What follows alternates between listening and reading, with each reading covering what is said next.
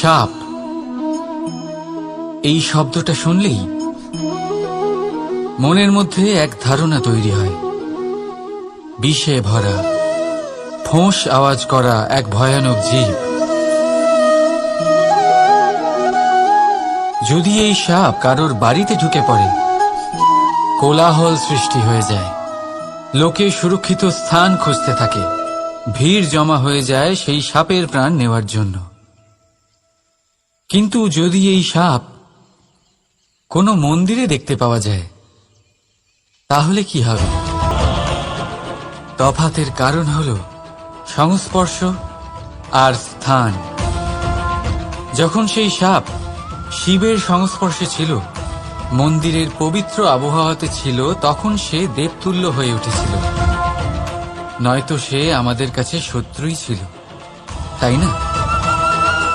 তাই নিজের জীবনে সংস্পর্শ আর স্থানের চয়ন খুব ভেবেচিন্তে করুন, কারণ এই সংসার আপনার ব্যক্তিত্বের আন্দাজ আপনার সংস্পর্শ থেকেই করবে। আর হ্যাঁ, এখানে বিষয় ধনী বা গরিবের নয়, এখানে বিষয় হল সংস্কারী আর সদাচারীর সঙ্গে। সদাচারীর সঙ্গ সবসময় সম্মানের কারণ হয়। রাধা রাধা।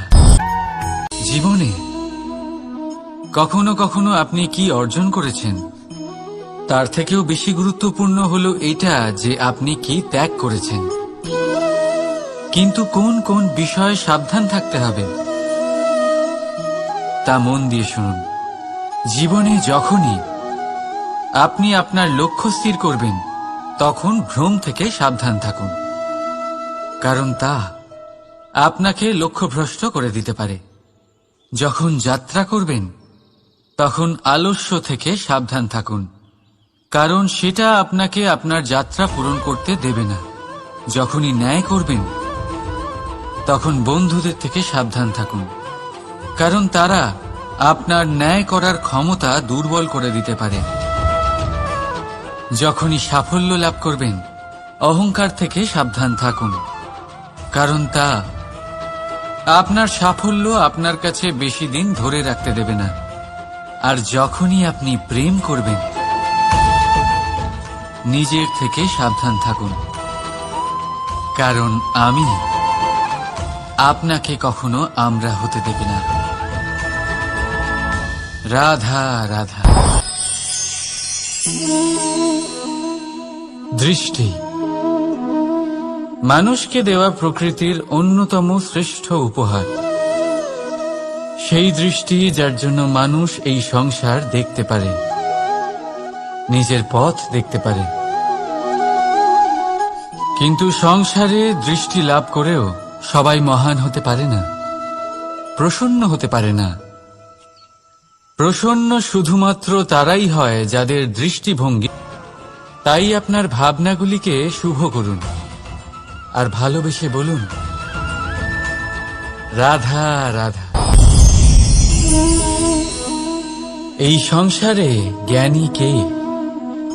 সেই ব্যক্তি যিনি বেদের অর্থ বোঝেন, নাকি তিনি যিনি জন্ম এবং মৃত্যুর রহস্যের সমাধান করেছেন, নাকি তিনি যিনি ৬৪ কলায় নিপুণ?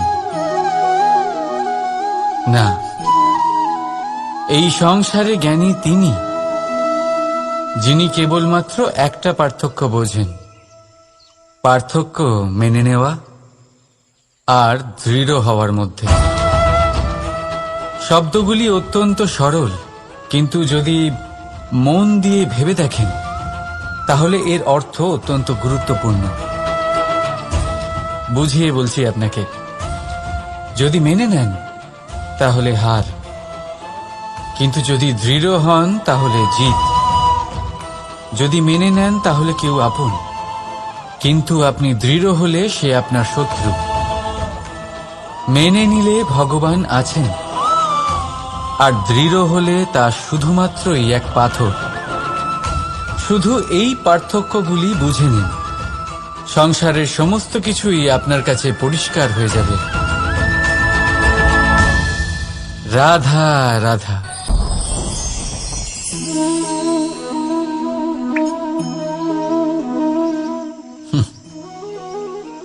আকাশ থেকে ঝরে পড়া বৃষ্টির ফোঁটা বড়ই শীতল, মিষ্টি আর পবিত্র হয়, কিন্তু সবার ভাগ্য ভিন্ন ভিন্ন হয়।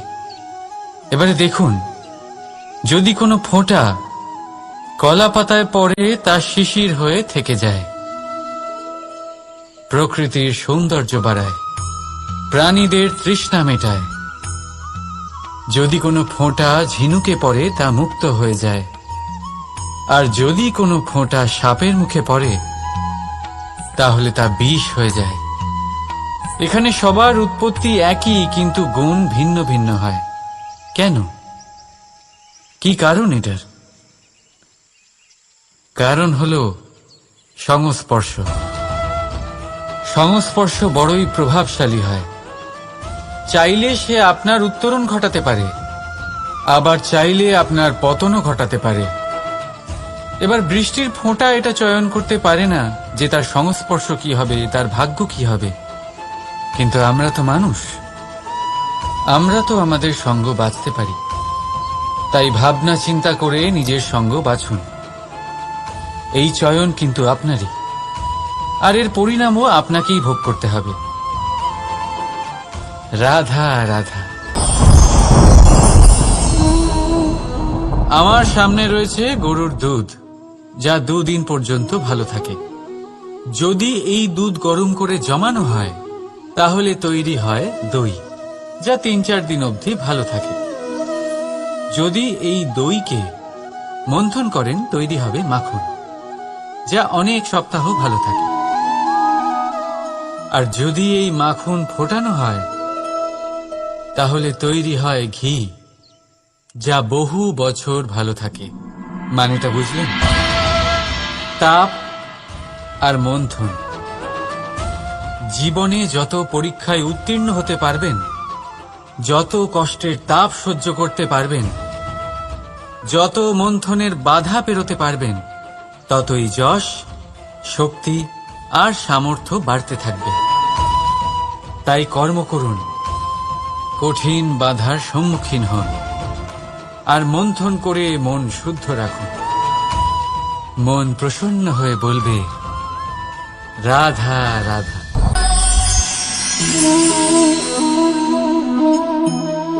এই ফল দেখতে পাচ্ছেন আপনি? সবাই জানে এই ফলের থেকে বেরোনো বীজ একটা নতুন বৃক্ষকে জন্ম দেবে, যে নতুন বৃক্ষ আবার এমন এক ফলের জন্ম দেবে। কিন্তু আপনি কি কখনো ভেবে দেখেছেন ফল আর বীজের সম্পর্ক এতই গভীর, অথচ বৃক্ষের মূল আর বৃক্ষের শাখার মধ্যে এত দূরত্ব কেন? কারণ দূরত্ব অতি আবশ্যক। যদি আপনি কাউকে নিজের কাছে চিরকালের জন্য রাখতে চান, তখন তাদের থেকে দূরত্ব কিছু সময় দরকারি। এই দূরত্বই হলো সেই কারণ যার জন্য আপনি আপনার সঙ্গীর মাহাত্ম্য বুঝতে পারেন। এই দূরত্বের জন্যই আপনি আরো প্রেরণা পান যাতে তাদের সাথে আবার দেখা হয়। আর সেই জন্য মনে রাখবেন, দূরত্ব কখনোই খারাপ নয়। ফলের থেকে বীজের এই দূরত্বই নতুন ফল হওয়ার কারণ হয়ে দাঁড়ায়। প্রেমের আসল পরীক্ষা হয় এই দূরত্ব দিয়েই। তাই দূরত্বের সাথেও প্রেম করুন, আর ভালোবেসে বলুন রাধা রাধা। কস্তুরী তাকে ধারণ করে যে হরিণ তার নাভিতে থাকে, কিন্তু সেই হরিণ ওই কস্তুরীর সুগন্ধ নিয়ে তা পাওয়ার জন্য এদিক ওদিক ছুটে বেড়াতে থাকে। সেই হরিণ এই কস্তুরী অবশ্যই পেতে পারে যদি সে নিজের ভেতরে উঁকি মেরে দেখে।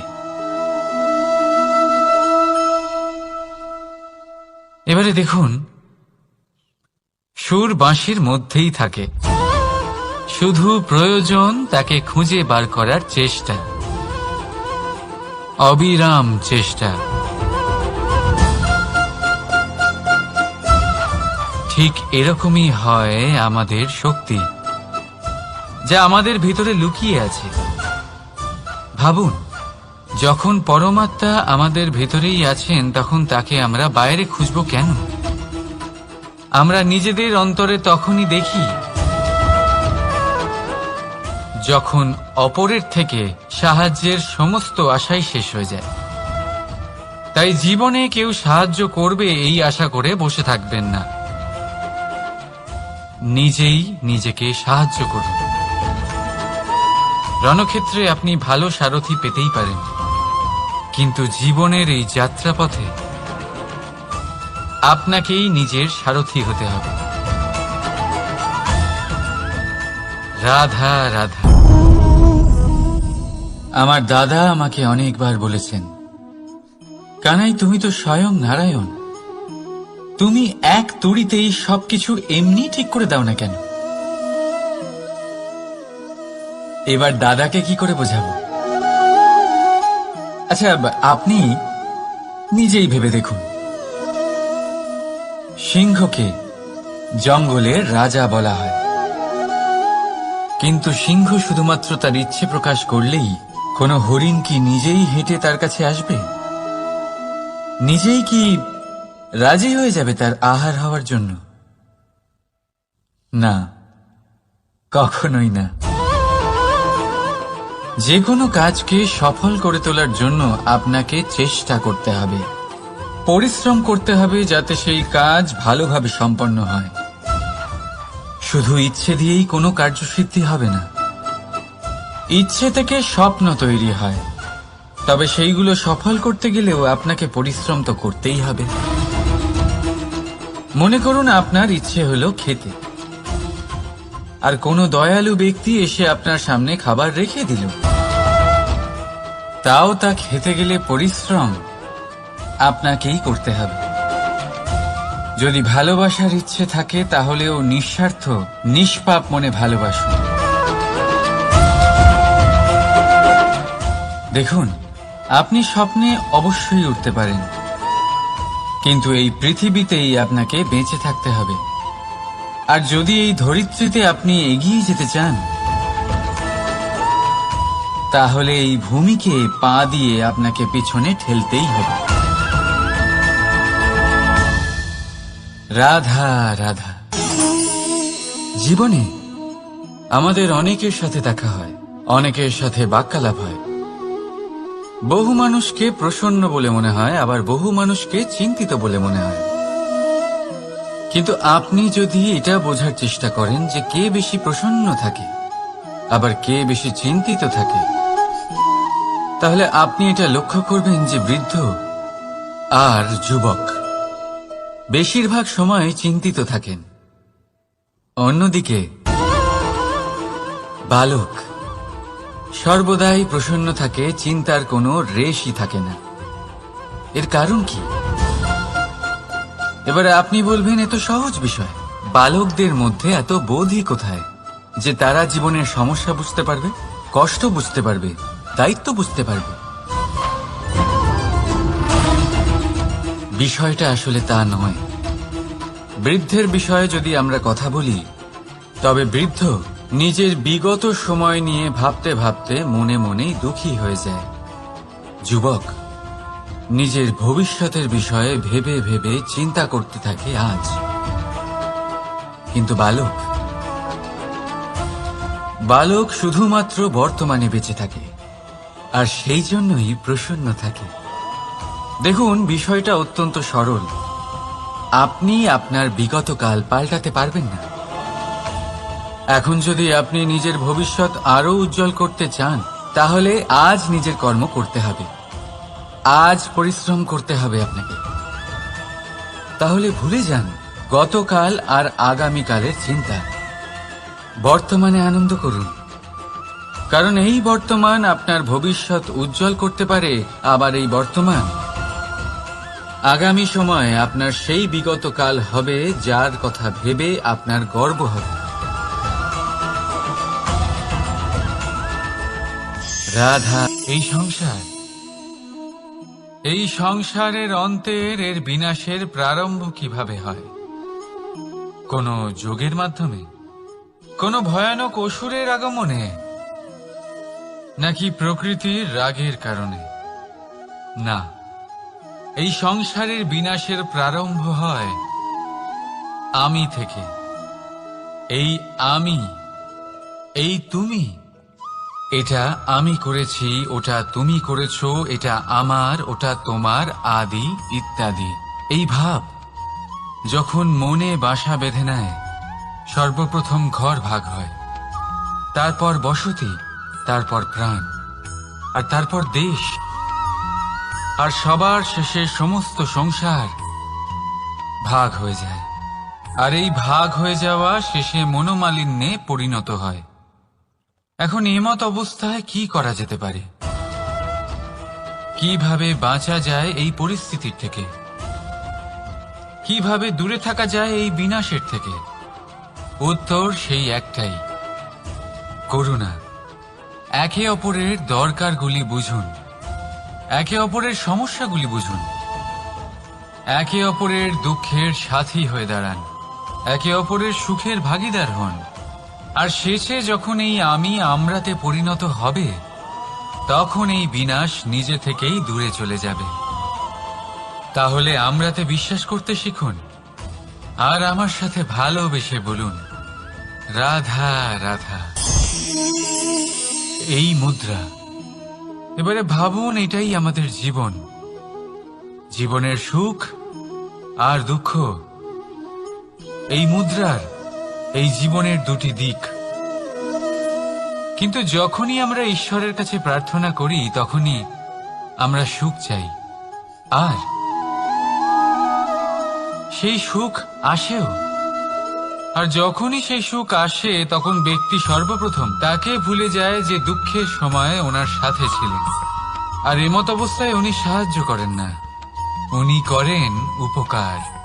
আর এই উপকারের বদলে মানুষের থেকে উনি নিজের জন্য শ্রদ্ধা চান। আর সেই শ্রদ্ধা, সেই চাহিদার কারণে উনি নিজেকে অন্যদের থেকে শ্রেষ্ঠ, অন্যদের থেকে ভিন্ন মনে করতে বিবশ হয়ে যান। আর আলাদা হবার কারণে তার মধ্যে জেগে ওঠে অহংকার, আর সেটাই হয় তার পতনের কারণ। এবার এতে কি করা যেতে পারে? কি চাওয়া যেতে পারে ঈশ্বরের কাছে? এই প্রশ্ন অবশ্যই মনে আসে। ঈশ্বরের কাছে চান সুখ, শুধুমাত্র ততটাই যাতে অহংকার না আসে, আর দুঃখ ততটাই যাতে শ্রদ্ধা না চলে যায়।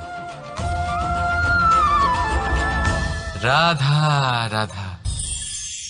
এই সংসারে এমন কিছুই নেই যে সব সময় একই থাকবে। যা কিছু নির্মাণ হয়েছে তা একদিন অবশ্যই ভেঙে পড়বে, কিন্তু এই ভেঙে যাওয়ার বিশ্লেষণ আপনি কিভাবে করবেন তা আপনার উপরে নির্ভর করছে। ওই আকাশের দিকে তাকান, ওই মেঘ, ওটাও ভেঙে পড়ে, কিন্তু নিজে ভেঙে পড়ার সাথে বর্ষাকে তৈরি করে যায়। মাটির ডেলা অবশ্যই ভেঙে পড়ে, কিন্তু ব্যবহারযোগ্য মাটির রূপ নিয়ে। এই ধরিত্রীর বুকে কোনো এক বীজ যখন ভেঙে পড়ে, তখন ধরিত্রীর উপর এক বিশাল আকারের বৃক্ষ নির্মাণ করে। যদি জীবনে কিছু ভেঙে পড়ে, তাহলে নিরাশ হয়ে পড়বেন না, নিজের সাহস হারাবেন না। ধনাত্মক দৃষ্টিভঙ্গি দিয়ে দেখতে চেষ্টা করুন। মনে করুন, নিয়তি নিশ্চয়ই আপনার জন্য আরো ভালো কিছু ভেবে রেখেছে, যা ভবিষ্যতে আপনার প্রতীক্ষা করছে। ধনাত্মক চিন্তা ভাবনা করতে থাকুন, তারপর দেখবেন শ্রেষ্ঠ রচনা নিজেই তৈরি হবে। রাধা রাধা। চলতে থাকা,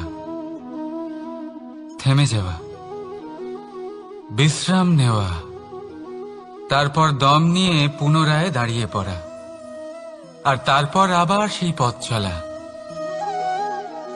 এটা জীবনের অভিন্ন এক অঙ্গ, এটার থেকে আপনি পালাতে পারবেন না। কিন্তু এই অঙ্গকে আপনি নিজের জীবনে কিভাবে প্রয়োগ করবেন, কিভাবে তাকে কাজে লাগাবেন, সেই সিদ্ধান্ত আপনাকে নিতে হবে। যারা হেরে যান তারাও জীবনে থমকে যান, আবার যারা জেতেন তারাও দাঁড়িয়ে পড়েন। যারা হেরে যান তারা হাঁপিয়ে দাঁড়িয়ে পড়েন, যারা জিতে যান তারা দাঁড়িয়ে পড়েন সেই সর্বোচ্চ স্তরে পৌঁছে গিয়ে। এবার দাঁড়াতে তো আপনাকে হবেই, তা হতেই হবে। কিন্তু কখন কিভাবে দাঁড়াবেন, ক্লান্ত হয়ে নাকি সর্বোচ্চ স্তরে পৌঁছে গিয়ে, সেই সিদ্ধান্ত আপনার। অবশ্যই দাঁড়িয়ে পড়ুন, কিন্তু ক্লান্ত হয়ে নয়, কারণ আপনাকে পুনরায় দাঁড়িয়ে পড়তে হবে, পুনরায় যাত্রাপথে এগোতে হবে এবং সর্বোচ্চ স্তরে পৌঁছতেই হবে। রাধা রাধা। স্বপ্ন, আমরা জীবনে স্বপ্ন দেখতে থাকি, সেটা পূরণ করার পূর্ণ প্রয়াস করে থাকি। কিন্তু এই স্বপ্ন পূরণ না হওয়ার পরিস্থিতিতে আমরা ভেঙে পড়ি, ছিন্ন বিচ্ছিন্ন হই। আর তারপরেই বোঝা আমরা আগামী প্রজন্মের ওপর রীতিমতো চাপিয়ে দিই। আমরা এটাই মনে করি যে আমরা যেটা হতে পারিনি সেটা আমাদের সন্তান অবশ্যই হবে। আমরা যা কখনো পাইনি আমাদের সন্তান অবশ্যই তা পাবে। এটা যে অনুচিত সেটা আমরা ভাবি না, কিন্তু এটা ভুল। আর এই ভুল আমরা সকলেই করে থাকি। সন্তান প্রকৃতি আর পরমাত্মার আশীর্বাদ। ওদের ভেতরে তাদের নিজের একটা অস্তিত্ব লুকিয়ে থাকে, সেটা মন দিয়ে দেখুন তো। আপনি শুধু ওই সন্তানকে জন্ম দিয়েছেন, কিন্তু ওর জীবন আপনার নয়। তাই নিজের সন্তানের সাথে থাকুন, সময় কাটান, ওদেরকে ভালোবাসুন, সবসময় প্রেরণা দিন, কিন্তু প্রেরণা দিন ওর নিজের অস্তিত্বকে বাড়ানোর জন্য, ওর নিজের স্বপ্ন পূরণ করার জন্য, আপনার স্বপ্ন পূরণ করার জন্য নয়। ওদের অস্তিত্বকে পূর্ণাঙ্গে বৃদ্ধি পেতে দিন। রাধা রাধা। এই পুকুর দেখছেন আপনি? পুকুরের জল কখনো প্রবাহিত হয় না, একই স্থানে জমে থাকে, আর সেই কারণে কিছুদিন পর ময়লা হতে শুরু করে। কিন্তু তাও আমরা একে ত্যাগ করি না, আমরা তবুও একে পুজো করি। শুধুমাত্র এই কারণে নয় যে অতীতে সে আমাদের তৃষ্ণা মিটিয়েছে, কিন্তু এই কারণেও যে যদিও বা সে ভবিষ্যতে আমাদের তৃষ্ণা না মেটায়, কিন্তু প্রয়োজন হলে আগুন অবশ্যই নেভাতে পারে। ঠিক সেই রকমই হয় আমাদের সম্পর্ক, সম্পর্ক যা আমরা বহু বছর পরিশ্রম করে তৈরি করি, যে দরকার পড়লে আমাদের সহায়ক হয় কোনো না কোনোভাবে। সেই জন্য সম্মান করতে শিখুন এই সম্পর্কগুলিকে, শিখুন এই সম্পর্কগুলিকে অটুট রাখতে। কথায় কথায় এই সম্পর্কগুলিকে ভেঙে দিতে শিখবেন না। রাধা রাধা। বিষ, এই শব্দটা শুনলেই মনে অনেক কল্পনা জন্ম নেয়। কল্পনা অসহ্যকর তিক্ততা, কল্পনা অত্যন্ত বেদনাদায়ক মৃত্যু। এবার যদি আপনাকে জিজ্ঞেস করা হয় যে সবচেয়ে বিষাক্ত বিষ কোনটা, তাহলে আপনি কি বলবেন? কেউ বলবে সর্পের বিষ, কেউ বলবে কাঁকড়া বিছের, কেউ বলবে কালকিউটের বিষ। কিন্তু না, এই সমস্ত রকম বিষ সেই বিষের সামনে টিকতে পারবে না যাকে আমরা বলে থাকি কানের মধ্যে ঢালা বিষ। শুনতে অত্যন্ত মিষ্টি, কিন্তু তিক্ততায় অত্যন্ত বিষাক্ত। পেটের মধ্যে যাওয়া এই বিষ শুধুমাত্র একটি মানুষের মৃত্যুর কারণ হয়, কেবল একটি। কিন্তু কানের মধ্যে ঢালা এই বিষ একাধিক সম্পর্কের নাশ করতে পারে। আর এটাতে সেই ব্যক্তির ভুল নেই যে আপনার কানে বিষ ভরেছে, আপনি তাকে দোষ দিতে পারেন না। এখানে দোষ আপনার নিজের, যে এই বিষকে আপনি নিজের উপরে প্রভাব ফেলতে দিয়েছেন, এই বিষকে সুযোগ দিয়েছেন আপনার ক্ষতি করতে। এটা আপনার ভুল। সেই জন্য কুমন্ত্রণায় কখনো কান দেবেন না। আপনার মনে ভালোবাসার দৃঢ়তা জাগিয়ে তুলুন আর নষ্ট করে দিন এই সংসারের সমস্ত বিষের প্রভাবকে। রাধা রাধা। জীবন, আমাদের এই জীবন সুখ আর দুঃখ, এই দুইয়ের মিশ্রণ। এদের সংমিশ্রণই জীবনের ভারসাম্য বজায় রাখে। এখন এই সুখ সুখ এমন এক বস্তু যাকে সবাই খুঁজে চলেছে। দুঃখ এমন এক অনুভূতি যা সবার কাছে আছে। আমাদের প্রত্যেকের জীবনে সুখ আর দুঃখ আসতে থাকবে আর যেতেও থাকবে। এটা অবশ্যই জীবনে থাকবে, কিন্তু সফলতা এটা সবার জীবনে আসে না। কেন? কারণ এই সফলতা সুখ আর দুঃখের দ্বারা প্রাপ্ত হয় না। সফলতা প্রাপ্ত হয় নিজের উপরে বিশ্বাস করতে থাকলে।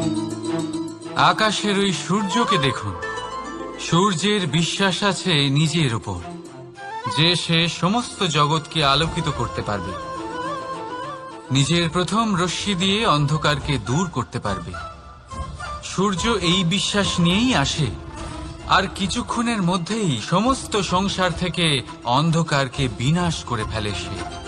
তাহলে মনে রাখবেন, এই সুখের আভাস, এই দুঃখের অনুভূতি আসতেও থাকবে আর যেতেও থাকবে।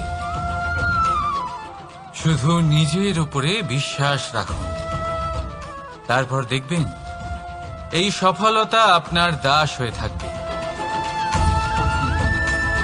রাধা রাধা। চাঁদ কত শ্রেয়, শুভ্র, কত সুন্দর, কিন্তু যদি আপনি মনোযোগ সহকারে দেখেন তাহলে দেখবেন এই চাঁদেও দাগ আছে। আর এই দাগগুলি থাকার কারণে কি এই চাঁদের মাহাত্ম্য কখনো কমে যায়? কখনো নয়। এর কারণ হলো চাঁদের নিরন্তর চেষ্টা। একবার এই আকাশে দেখুন, এই অন্ধকার সবসময় চেষ্টা করে চাঁদকে ঢেকে দেওয়া, কিন্তু এই চাঁদ সবসময় এই অন্ধকারের সাথে লড়াই করতে থাকে। অমাবস্যা থেকে শুরু করে চাঁদের এই যাত্রা পূর্ণিমা অবধি পৌঁছেই যায়। আর তাই এই চাঁদের পুজো করা হয়, এই কারণে এই চাঁদকে মাহাত্ম্য দেওয়া হয়। এইভাবেই যদি আপনার মধ্যে কোনো দোষ থাকে, কোনো খারাপ কিছু থাকে, তাহলে সেটা কোনো বড় ব্যাপার নয়। চেষ্টা করুন সেটাকে শুধরে নেওয়ার, কিন্তু সেই কারণে নিজেকে খারাপ মনে করা এটা অনুচিত। নিজের ভুলগুলো, নিজের দোষগুলো, নিজের খারাপ দিকের কথা ভুলে আপনি এই সংসারের ভালোর দিকে প্রস্থান করেই দেখুন না। আপনি দেখবেন আপনার অন্তরের তেজ ঠিকরে বেরোচ্ছে। রাধা রাধা। এই পিঁপড়েদের দেখছেন আপনি? সবাই একই রকমের। এদের মধ্যে তফাৎ খুঁজে বার করা অসম্ভব। মনে হয় যেন ওদের আলাদা আলাদা অস্তিত্বই নেই। কিন্তু যদি আপনি মন দিয়ে দেখেন তাহলে দেখবেন প্রতিটা পিঁপড়ের আলাদা কাজ নির্ধারিত, তাদের আলাদা অস্তিত্ব আছে।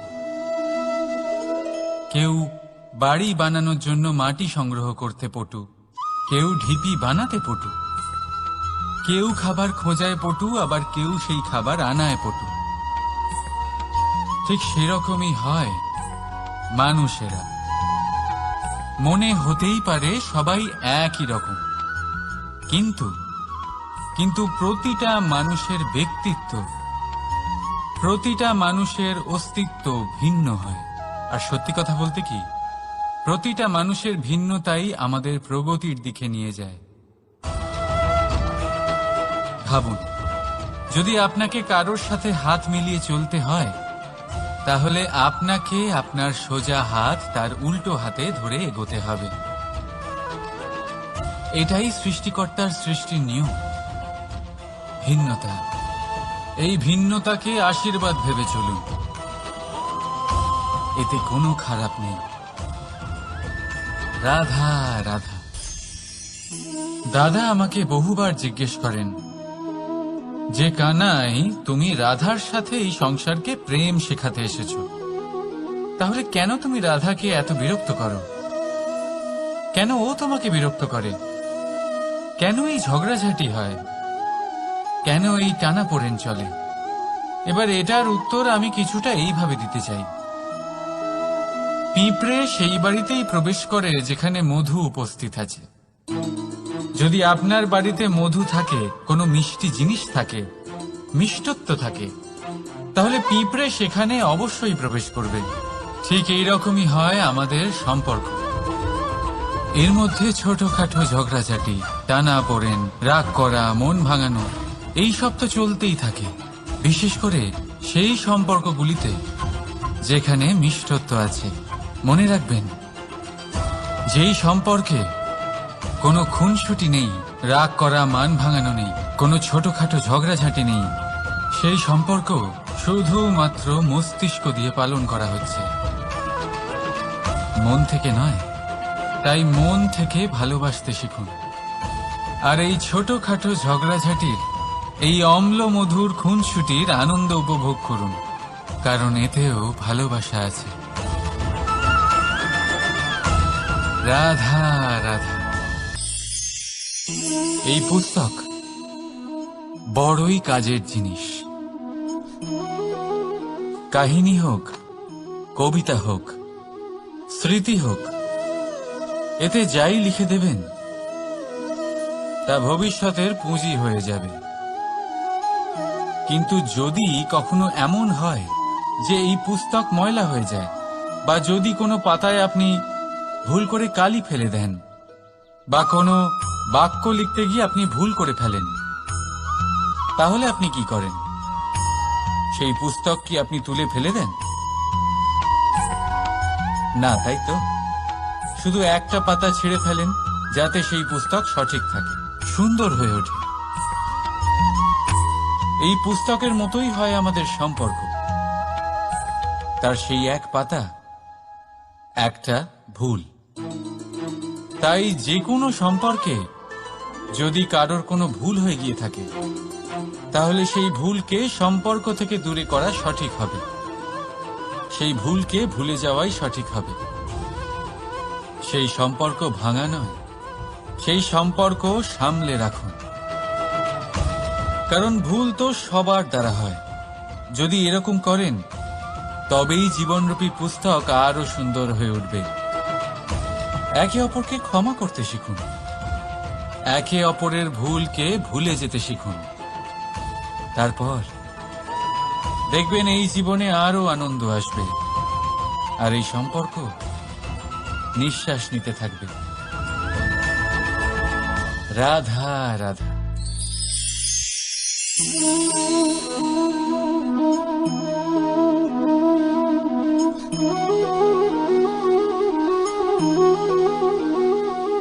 আমার এই ছায়া দেখতে পাচ্ছেন আপনি?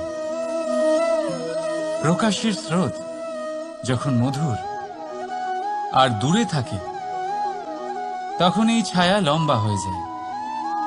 কিন্তু যেই প্রকাশের স্রোত মাথার উপরে চলে আসে, এই ছায়ার আকার ক্রমশ ছোট হতে থাকে, আর অন্ধকারে তো এই ছায়া বিলুপ্ত হয়ে যায়। কিছুটা এরকমই হয় আমাদের অহংকার। সুখের আগমন হলে, বৈভবের উপলব্ধিতে এটা বাড়তে থাকে। কিন্তু যেই সংকটের তাপ বেড়ে ওঠে, অহংকার ছোট হতে থাকে। আর যখন সংকটের এই অন্ধকার আমাদের চারিদিক থেকে ঘিরে ধরে, তখন এই অহংকার আমাদের ছায়ার মতোই বিলুপ্ত হয়ে যায়। শুধুমাত্র আমি শ্রেষ্ঠ, আর কেউ নয়, এই আত্মসম্মান নয়, এ হলো অহংকার। আর অহংকার আর কিছুই নয়, শুধু পতনের দিকে প্রথম পদক্ষেপ। আর এই জীবনে পতনের দিকে নয়, প্রেমের দিকে এগিয়ে যান। আর আমার সাথে ভালোবেসে বলুন, রাধা রাধা। আপনি কি কখনো ফলে ফুলে পরিপূর্ণ বৃক্ষ দেখেছেন? তার ডালগুলো কিরকম স্বাধীনভাবে বেড়ে ওঠে। কিন্তু যদি এই ডালগুলো মূলের সাথে ঠিকভাবে যুক্ত না থাকে, সেই বৃক্ষের মূলগুলি গভীর না হয়, তাহলে কি হবে? তাহলে কি সে সেই সব সুবিধা পাবে? কখনোই নয়। সেই বৃক্ষের ডাল পড়ে যাবে, সেই বৃক্ষ ভূমিষ্ঠ হয়ে যাবে। ঠিক সেইভাবেই চিন্তাভাবনার স্বাধীনতার আনন্দ আপনি তখনই আস্বাদন করবেন যখন আপনার শিক্ষা গভীর হবে। তাই স্বাধীন থাকুন দৃষ্টিভঙ্গিতে, কিন্তু যুক্ত থাকুন শিক্ষার সাথে। রাধা রাধা। সমাজ। আমরা এই সমাজে বাস করি, আর বহুবার একটা গুরুত্বপূর্ণ কথা ভুলে যাই। এই সমাজ আমরা সকলে মিলে তৈরি করি। সমস্ত সময় কাটিয়ে দিই এইটা ভাবতে ভাবতে যে এই সমাজ কি ভাববে, আমার কি করা উচিত, আমার কি ভাবা উচিত, কি পড়া উচিত, কোনটা সঠিক কোনটা ভুল। যদি আমি এটা করি তাহলে কয়েকজনের এটা মনে হবে না তো যে আমি খারাপ, যখন আমি তা নই। মনে ভয় উৎপন্ন হয় সেই কয়েকজন মানুষের জন্য। তার কারণ হলো আমরা আমাদের মনের কথা শুনতে পাই না, না শুনতে পারি, না বলতে পারি, আর না করতে পারি। সেই কয়েকজন মানুষের ভয় আমরা খারাপের বিরোধিতা করা ছেড়ে দিই। কিন্তু কখনো নিজেকে জিজ্ঞেস করুন, শেষ পর্যন্ত কারা এই কয়েকজন মানুষ?